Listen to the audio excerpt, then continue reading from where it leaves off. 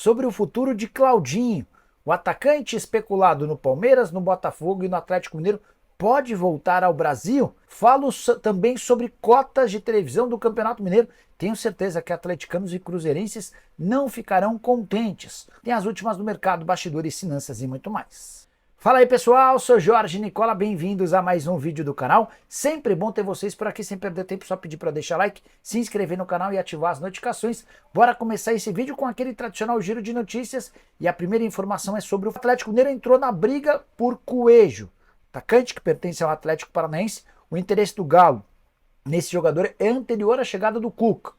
Mas como o Atlético tinha outros nomes de mais peso e não conseguiu avançar, o Coelho passa a ser alternativa atleticana. Hora de falar sobre o Campeonato Mineiro, as cotas a que terão direito os clubes na competição estadual não são boas, mesmo após um reajuste pouco superior a 10%.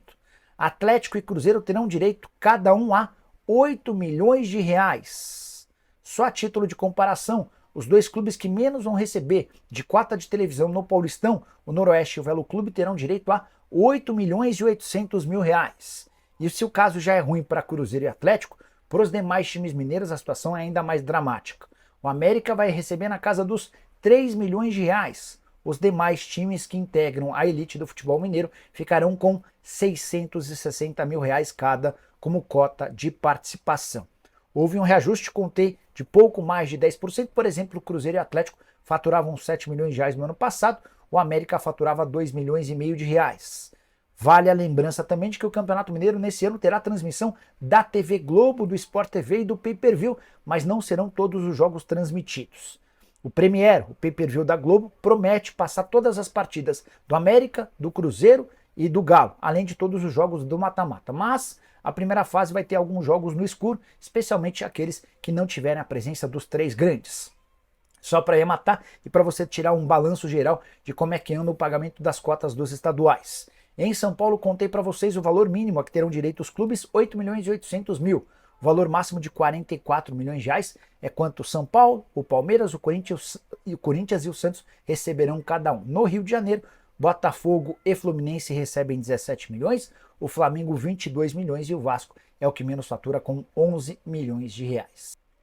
Uma das perguntas que eu mais tenho recebido de vocês durante os programas do Nicola é sobre o futuro de Claudinho, meia atacante que já fez sucesso no Red Bull Bragantino e joga no Zenit há algumas temporadas. Claudinho pode voltar ao Brasil? O nome dele foi especulado recentemente como possível alvo do Palmeiras, do Atlético Mineiro e do Botafogo.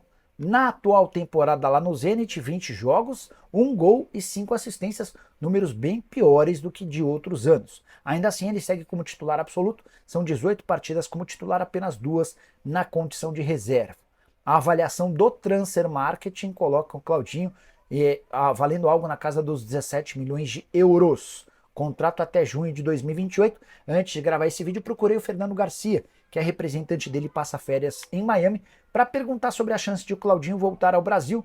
Aspas do Fernando Garcia: não temos nenhuma proposta de clubes brasileiros, fecha aspas.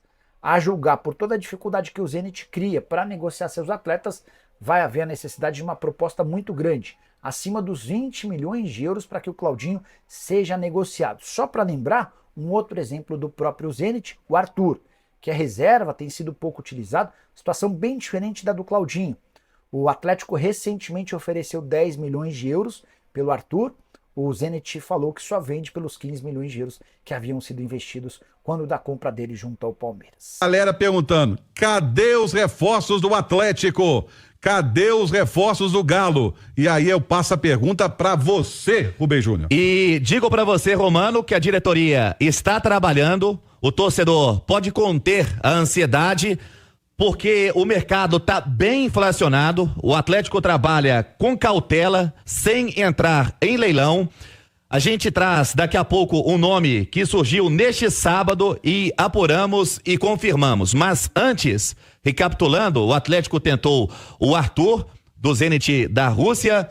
O clube russo está pedindo cerca de 15 milhões de euros para sua contratação, valor considerado alto pelo Atlético, que ofereceu 10 milhões ao jogador de 26 anos, foi vendido ao Zenit pelo Palmeiras. O Atlético sondou a situação do argentino Luciano Acosta, atualmente no futebol norte-americano, no Cincinnati, por lá tem 150 jogos, marcou 54 gols, tem 30 anos, como eu disse, um atleta já experiente. O Atlético, na concorrência com o Corinthians, até fez uma boa oferta, está disposto a fazer um bom investimento no jogador, mas o que pesa é o salário.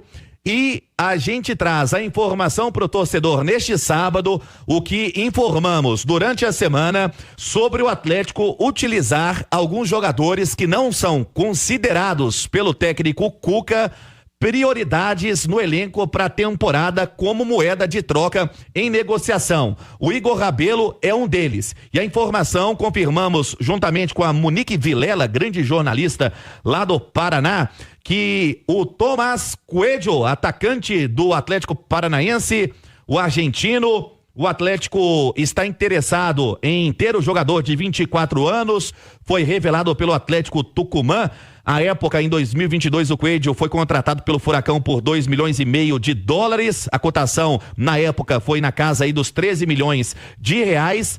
A temporada de 2024, ele fez 5 gols em 61 jogos. De certa forma, pela sua idade, tem uma certa valorização. O Atlético estaria interessado em colocar na negociação o Igor Rabelo e também o Brian Palacios e pagar 4,5 milhões de dólares para contar com o atleta. É a situação de momento. O Atlético Paranaense vai disputar a Série B e o Coelho não quer jogar no Furacão e faz questão sim de vir para o Atlético, Romano. E aí, Coelho, um bom nome, ô Simões? Acho que sim, é um bom nome, bom jogador, versátil, bate bem de fora da área. Eu acho que seria um bom reforço pro Atlético.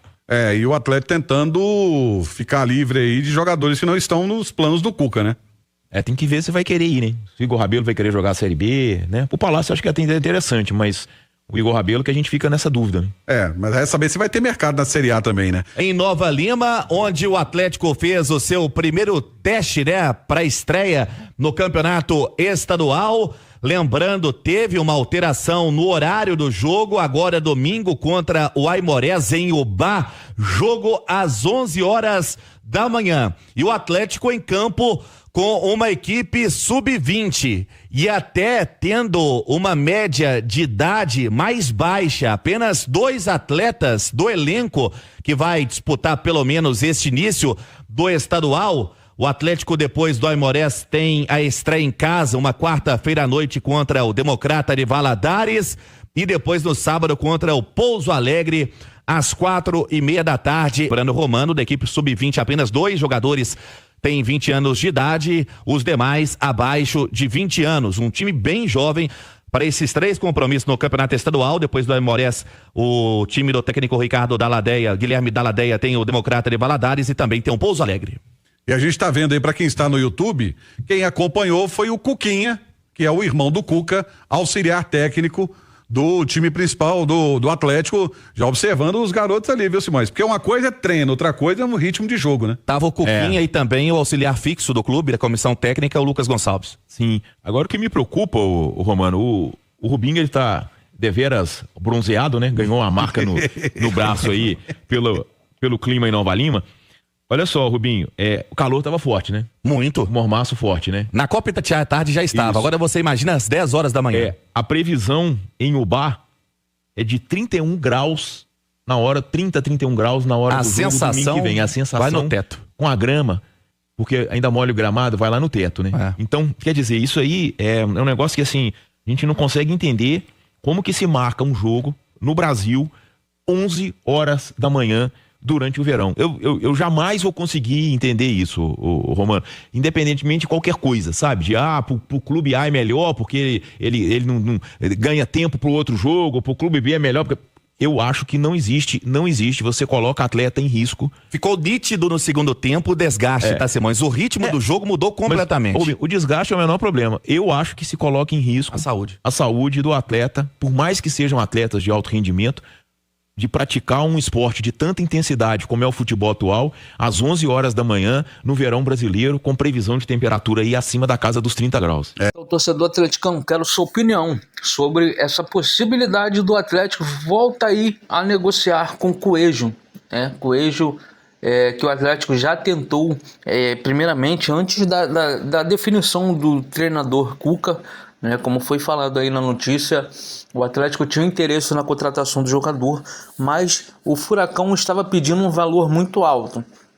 E times como o Vasco, outros clubes também que entraram na busca pelo atacante, desistiram à época. Né? Um valor que estava absurdo que o Furacão pedia pelo atacante.